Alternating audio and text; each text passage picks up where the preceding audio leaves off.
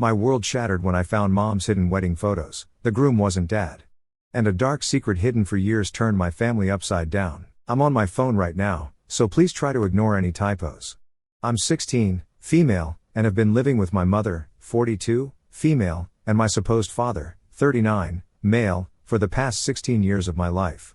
But I recently learned that it had all just been a lie that my parents had been covering up for ages. My whole life, I haven't had any family or childhood photos, unlike other children.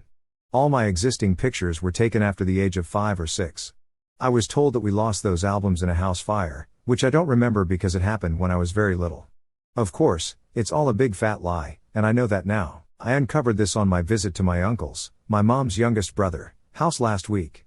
My parents didn't like my uncle, 33, male, for some reason and used to forbid me from meeting him unless they were with me.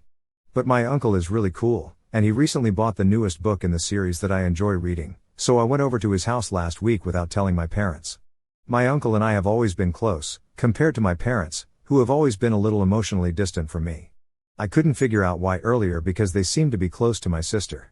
I didn't think much of it because it wasn't like they didn't care for me or show affection toward me, they just babied my sister more.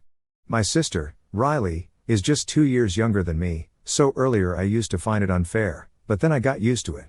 I love Riley, so I didn't think I needed to talk about it either, as long as all our needs were fulfilled. My uncle agreed to keep my visit a secret because he knew how much of a bookworm I am. While I was going through his extensive library, I found what was unmistakably a photo album on the bottom shelf.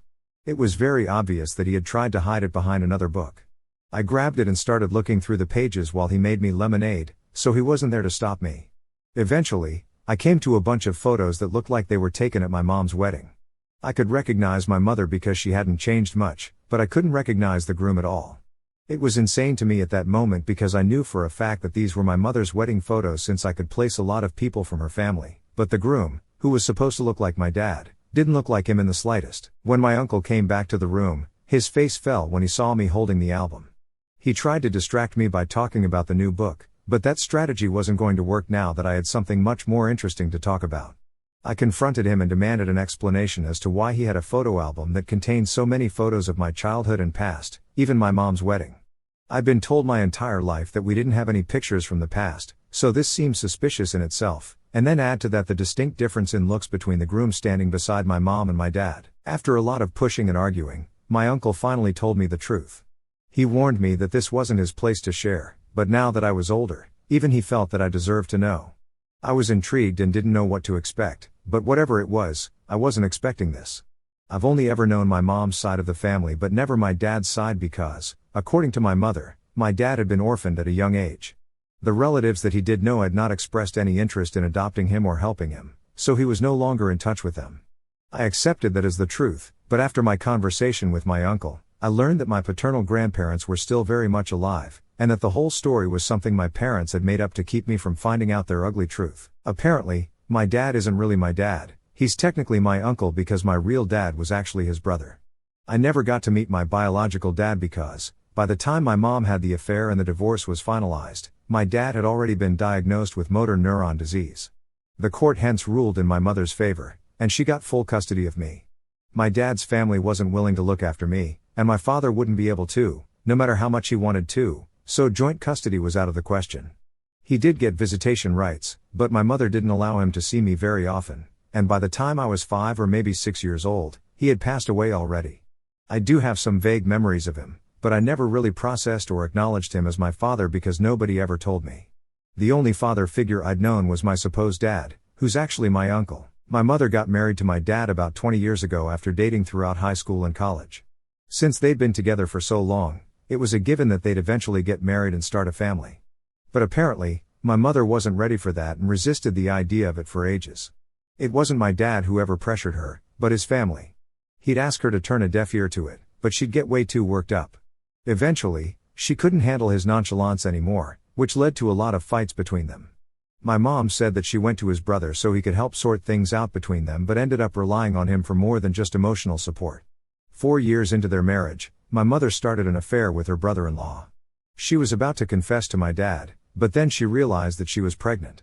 Within a few months of that, my dad was diagnosed. She finally came clean to him after my birth, and then he filed for divorce and joint custody but failed.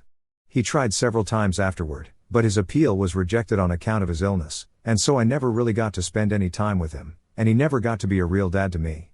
I barely even remember him, if I'm being honest.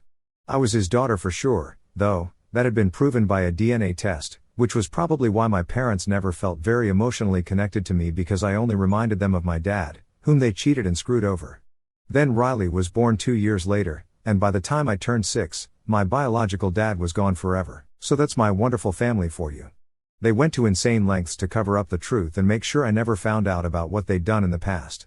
But now that I knew, I couldn't just look at them in the same way ever again. All the respect I had for them was just gone, along with all the love. They'd always kept their distance from me emotionally, and I thought that it was because they adored Riley more since she was younger, but no, it had less to do with her and everything to do with me and my heredity. After my uncle was done telling me the truth, I broke down into tears because it felt like the world had come crashing down around me. I'm not even kidding, it literally felt like the worst thing I could ever think of had suddenly materialized.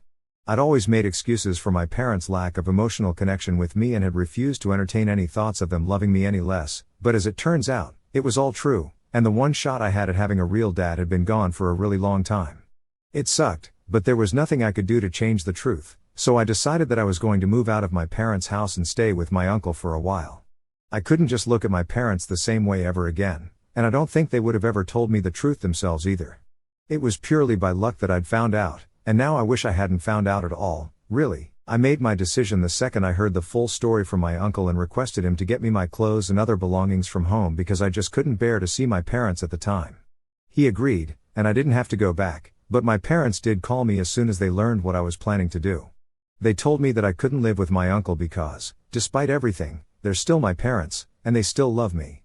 They said that instead of throwing a fit over something that happened years and years ago, I should try to be a grown-up about it and be more considerate of their feelings. I couldn't believe that they were telling me to be considerate when they were the ones who'd been lying to me for as long as I was alive.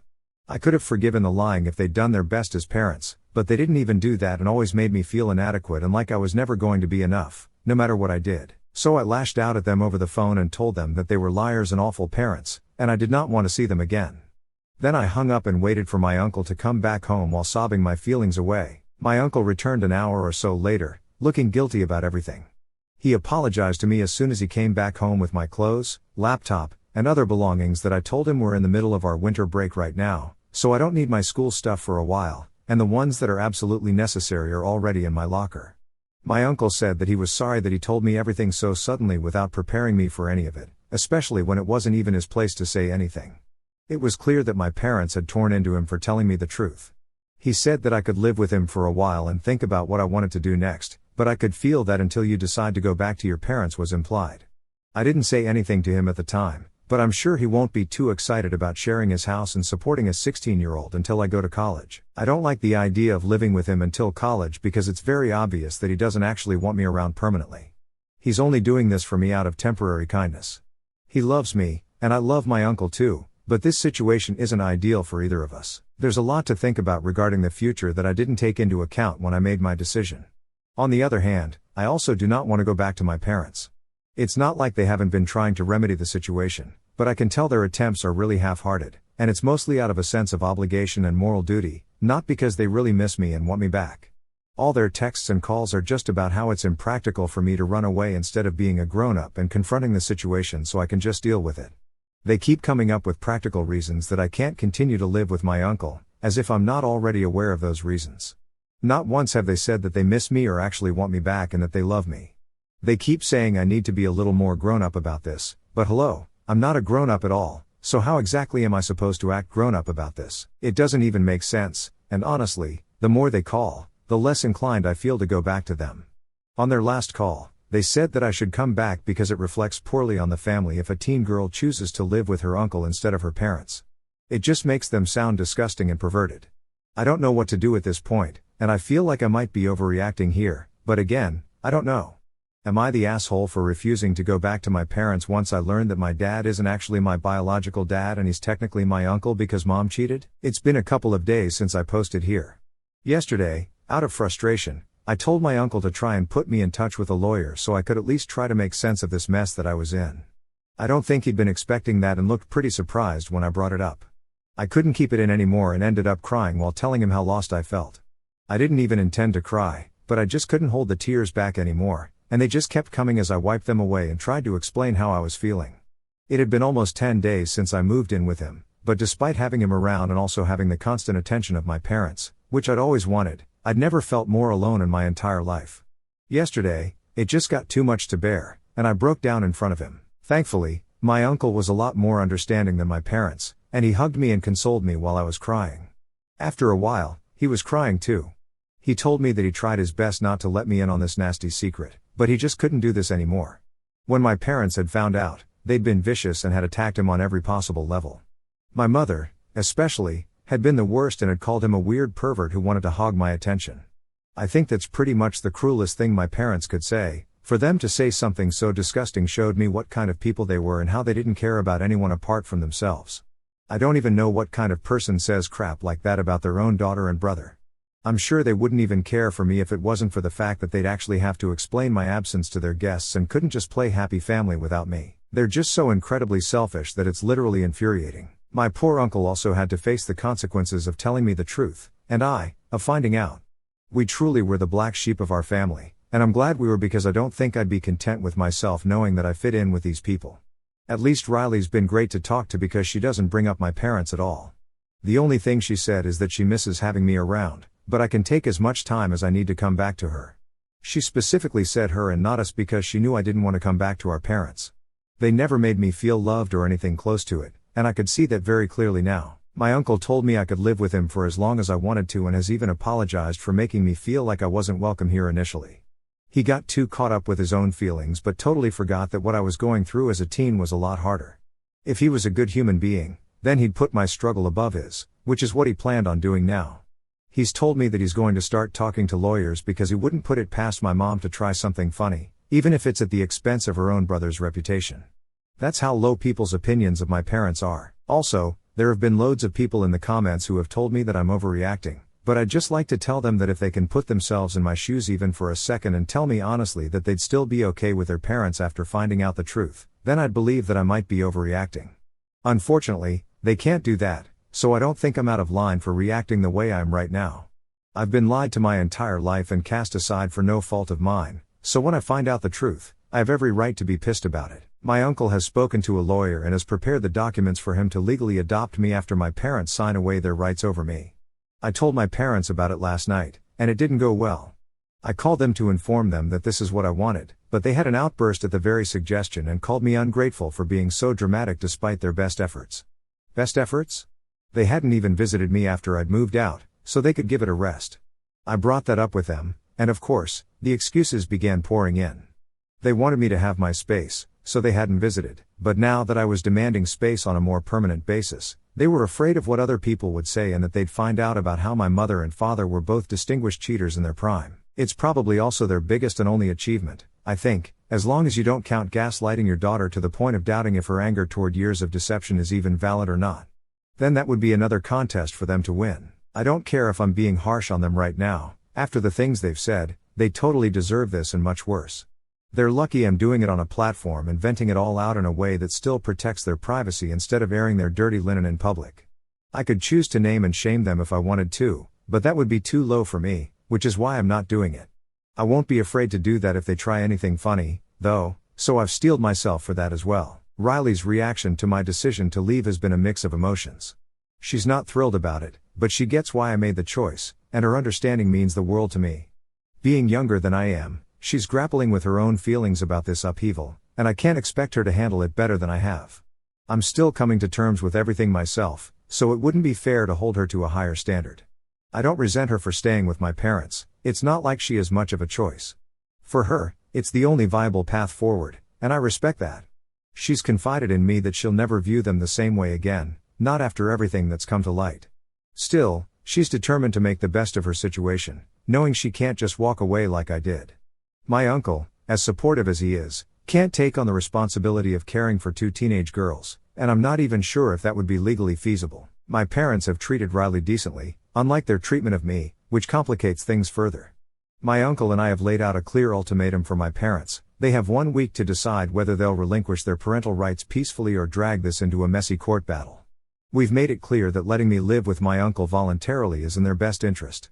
A legal fight would drain their resources on lawyers' fees for a custody case they're almost certain to lose, especially since I've made it abundantly clear that I have no intention of staying with them. Going to court would only prolong the inevitable and expose their shortcomings publicly, something they've always tried to avoid. My uncle and I are firm on this timeline, hoping they'll see reason and avoid unnecessary conflict. For me, this is about securing my freedom and building a life where I'm valued for who I am, not judged or controlled. The next few days will be pivotal, but I'm ready to face whatever comes, knowing I'm finally on the path to a future I can shape for myself. In just 2 years, I'll no longer be a minor, and I'm beyond relieved that this turning point has arrived. The events that unfolded recently have set me free from the suffocating grip of my parents' control, and for that, I'm grateful, though not in the way one might assume. My grandparents played a pivotal role, but not as heroic defenders. Instead, their actions inadvertently paved the way for my liberation. A couple of days ago, they showed up at my place, not to offer support, but to lecture me on gratitude. They insisted I should be thankful to my parents for raising me, despite my dad's family refusing to take me in years ago. They didn't bother addressing my uncle, whom they'd already cut ties with, and instead focused their efforts on me. According to them, I owed my mother for adopting me and my father for raising me, even though I wasn't his biological child. They painted my parents' actions as selfless kindness, but I saw through the facade. The truth, as my uncle later revealed, was far less noble. My parents' decision to take me in wasn't driven by love or compassion, it was about saving face.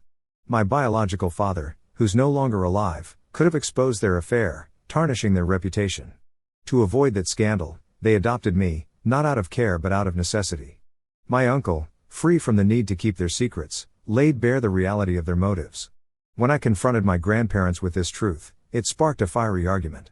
Harsh words flew, and the air was thick with tension as accusations and insults were hurled back and forth. They stormed out, vowing to ensure my mother would disown me, as if I hadn't already walked away from that toxic environment myself. Their threats didn't faze me. In fact, I felt empowered as I slammed the door behind them, sealing their exit with a sense of finality. The confrontation left both my uncle and me reeling, still processing the emotional fallout of the heated exchange. But amidst the chaos, something remarkable emerged. My grandparents' actions, perhaps unintentionally, pushed my parents to relinquish their parental rights. As a result, I'm now in the process of being legally adopted by my uncle, a change I wholeheartedly embrace.